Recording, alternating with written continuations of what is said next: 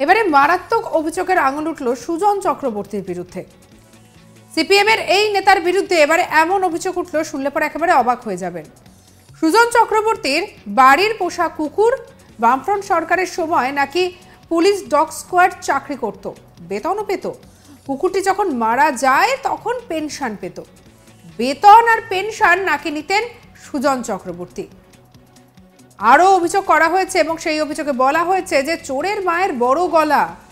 বিস্ফোরক এই মন্তব্য সামনে আসতেই একেবারে ব্যাপক শোরগোল পড়ে গিয়েছে রাজ্য রাজনীতিতে। আর এই মন্তব্য করেছেন খোদ রাজ্যের শাসক দলের সাংসদ অপরূপা পোদ্দার। লোকসভা নির্বাচন যত এগিয়ে আসছে, রাজনৈতিক নেতা নেত্রীদের একে অপরের দিকে আক্রমণের বহরও ক্রমাগত বাড়ছে।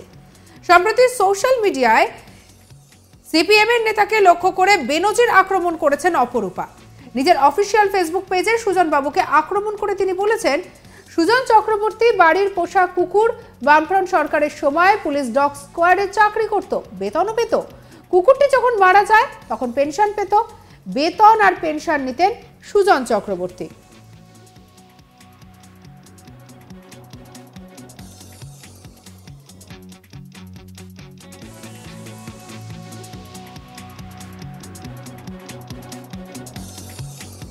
এরপরে অপরূপা আরো লিখেছেন এবং সেখানে তিনি কটাক্ষ শানিয়ে বলেছেন, চোরের মায়ের বড় গলা।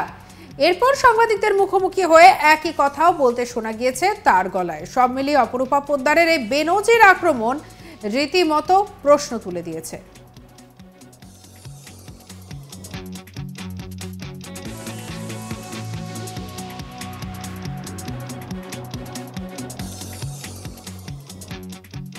তৃণমূলের সাংসদ অপরূপা পোদ্দার কি বলেছেন শুনবো। সুজন চক্রবর্তীর বাড়িতে যে পোষ্য কুকুরটি ছিল, বামফ্রন্টের জামানায় পুলিশ ডগ স্কোয়াডে সে কর্মরত ছিল এবং সেই পোষ্যটি বেতনও পেতেন। যখন পোষ্যটি মারা যায় তখন পেনশনও পেতেন। সুজনবাবু বেতনও ওঠাতেন, আবার পরবর্তী ক্ষেত্রে পেনশনও ওঠাতেন। চোরের মায়ের বড় গলা। শুনতে পেলেন অপরূপা পোদ্দার কি বলছেন। তিনি বলছেন যে সুজন চক্রবর্তীর বাড়িতে যে পোষা কুকুরটি ছিল সেটি বামফ্রন্টের জামানায় পুলিশ ডগ স্কোয়াডে কর্মরত ছিল, পশুটি বেতনও পেত। কিন্তু কুকুরটি যখন মারা যায় তখন তার যে পেনশন, সেই পেনশনের টাকা ওঠাতেন সুজন বাবু। চোরের মায়ের বড় গলা।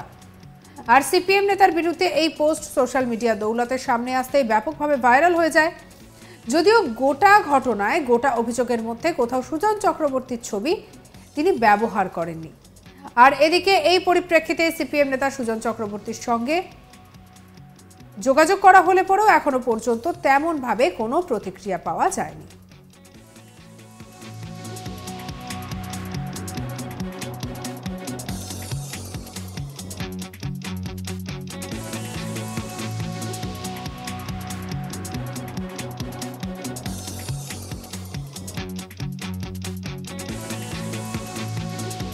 আর এই সেই পোস্ট, যে পোস্টে দেখতে পাচ্ছেন যে বলা হচ্ছে যে সুজন চক্রবর্তী বাড়ির পোষা কুকুর, তার বাড়ির যে পোষা কুকুর, সেই পোষা কুকুর বামফ্রন্ট সরকারের সময় নাকি পুলিশ ডগ স্কোয়াডে চাকরি করত, বেতন পেত। কুকুরটি মারা যাওয়ার পরে পেনশন পেত, আর সেই বেতন আর পেনশনের টাকা নিতেন সুজন চক্রবর্তী।